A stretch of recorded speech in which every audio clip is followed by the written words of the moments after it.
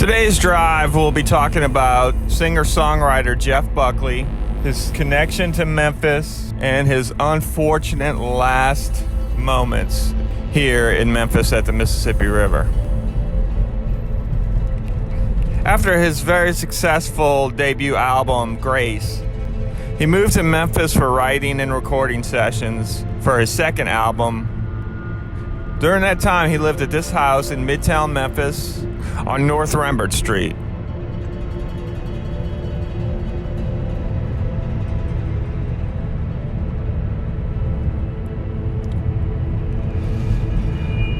Being from Memphis and tied into the music scene, particularly, I guess you'd say the indie rock scene and sub-pop bands, Goner record bands, I heard that Jeff Buckley was in town.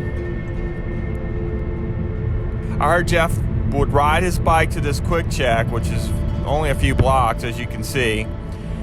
I don't think the deck was here at the time, but I know there was a table, like a picnic table with an umbrella, and he would hang out here and read, eat, just chill. This was his spot.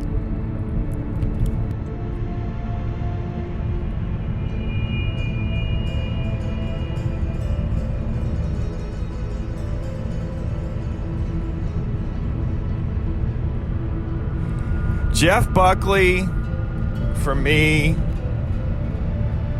I first discovered him with a video on MTV for Last Goodbye. Immediately, I was just fascinated with his voice. I mean, if you were to come to me and say you could sing and sound like Chris Cornell or Jeff Buckley, no disrespect to Chris Cornell, rest his soul, but I would choose Jeff Buckley. And if you never heard the song Grace and the notes that he hits at the end of that song, that still to this day give me goosebumps, you really should. So as we continue on down Madison Avenue, which I think was his last drive, and on the way I'll tell you my personal experience of hearing about Jeff Buckley's death.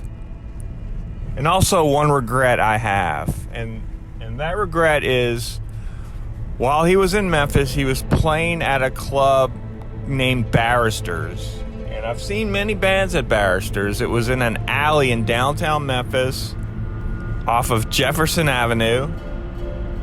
And he was playing every Monday night for the month of May 1997. And his last show at Barristers was on May 26th, I believe. It was just days before that fateful night at the Mississippi River. And I used to say I want to go, and I just didn't. And it could be because I was just in school and college, I was busy, and honestly, I thought I'd get another chance to see him. And I just wish I would have went to one of those Barrister shows.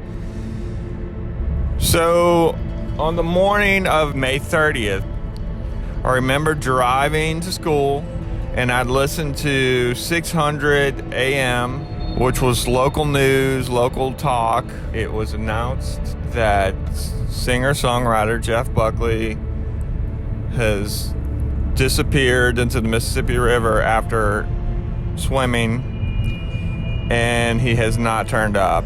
And when I heard that, my heart just sank. Because being from Memphis, you know the Mississippi River and its currents are very dangerous. And I could see where someone like Jeff from out of town didn't think that or know that or have that knowledge. Especially at Wolf River Harbor, which, as you'll see, does not look threatening, menacing at all. There was just part of probably everyone who knew of it that just was hoping it was a prank, or he staged it for publicity. You're just hoping something like that, but deep down you kind of knew. And then the next several days that followed was just basically wondering when and where his body was going to turn up, and that's what happened. I don't remember how many days later, maybe 2 or 3, it ended up right on the shore of Beale Street. And it was just a gut punch. It's really sad, you know? And I know it's sad to anyone who's a fan of Jeff Buckley, because even today, people still are fascinated with Jeff and his music.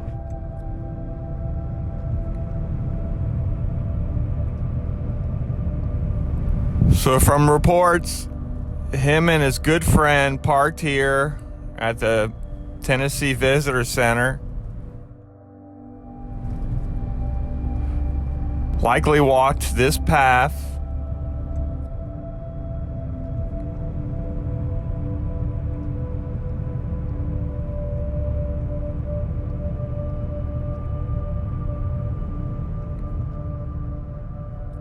So this is Wolf River Harbor. This basically goes right into the Mississippi River to the left.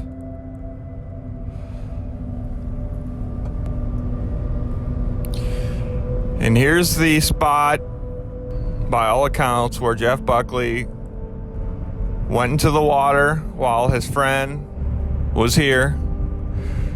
They had a radio, and Jeff was singing "Whole Lotta Love" by Led Zeppelin. Went underwater and did not resurface.